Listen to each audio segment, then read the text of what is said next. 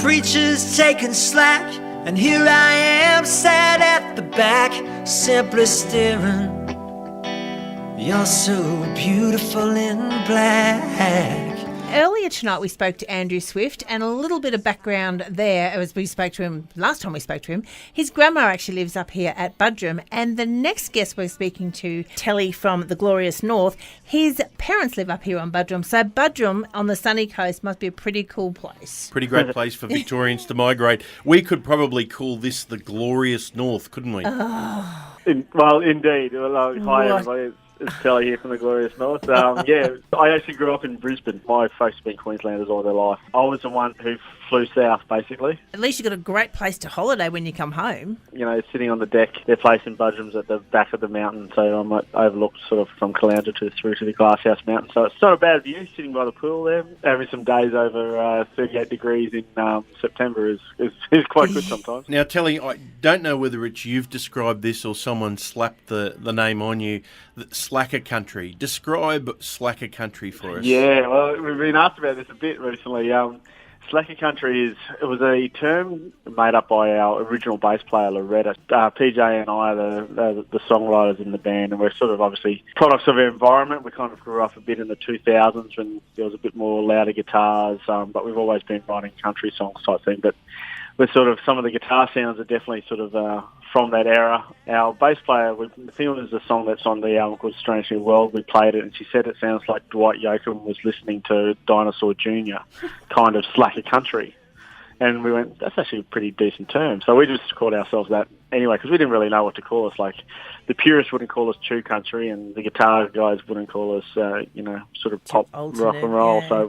So it's kind of the hybrid between the two, sort of, so that's where that came from. You talk about the product of your environment. So talk to us about the songs that you listened to growing up and how that swayed into the type of music you've got now. Well, I remember my old man, you mentioned Johnny Cash, but then playing some, even Buddy Holly, Elvis sort of stuff. And I actually remember sitting in the back of an EB Holden listening to Dr. Hook, of all bands. Yes, love my it. favourite band. Yeah, they don't really get a, on Classic Rock FM and all that sort of stuff, they don't get a look in these days. But I remember them being quite big back in the day.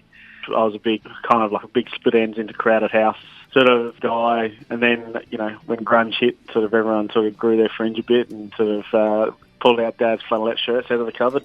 And but basically everything that both Pat and I have been listening to, mainly around the songwriters, as we would classify a big influence on us as someone like Nick Cave, not musically, but lyrically, how he can tell a story and emote and alike, which I think is the appeal of country music, is how you can tell a story in 2.5 to 3.5 minutes is really part of the challenge. Having a good story arc and taking someone somewhere, but not just the sort of normal sort of pop music. They're the sort of things that we grew up listening to, sort of something that gave you an emotion. So, Telly, you're very passionate, obviously, about your songwriting. So would you consider yourself a songwriter-singer or a singer-songwriter? No, I'm a songwriter-singer. Most of my songs that I write, I give to Pat, PJ, to sing. He's got a much better voice than I. Like, sometimes the ones I sing mainly are the ones that are really personal. If I'm singing a song about my kids or my wife or something like that, it just sounds weird if PJ was singing it, because it's not coming from the right spot. Right. But if I'm singing a song about a situation or something, if I've written a song, Pat's got a far better voice than me, and I write a lot of songs, Pat's singing in mind, that's for sure. Well, the new song out at the moment is The Widow, and you're talking about personal things and who should be singing it. There's a line in this one which now alarms me.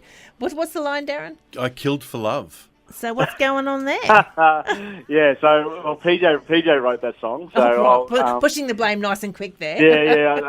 Yeah. So we both like our old murder ballads. Once again going for that story. He was listening to a lot of Johnny Cash, Lomback Bale, and Don't Take Your Guns to Town. A lot of Burl Ives at the time, and he came to us with he wanted to write a murder ballad, but from a different perspective. So this one's from the perspective of a lovesick fool who gets played with like a second-hand fiddle by a lady to kill for what he thinks is love, and ends up taking the rap for it. So that's why Don't Kill for Love is the if there has to be a moral to the story.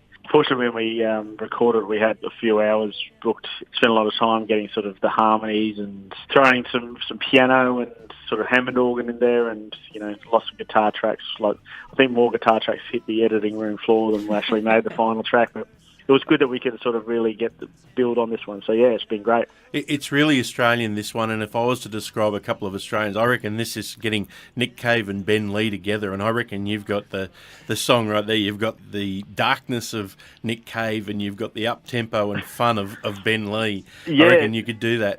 I think you'll enjoy it, folks. The band's called Glorious North. If you want to follow them up, you'll find them on Facebook, the band The Glorious North, and get in touch with Kelly and the boys, and you can find out where to get a copy of their music. This is the single. It's called The Widow. And I just don't get why you don't love me, yeah. My devotion's true. Well, I killed a man for you. You can barely see the blood that's seeping through my jeans. You get up and on your way. Up and on your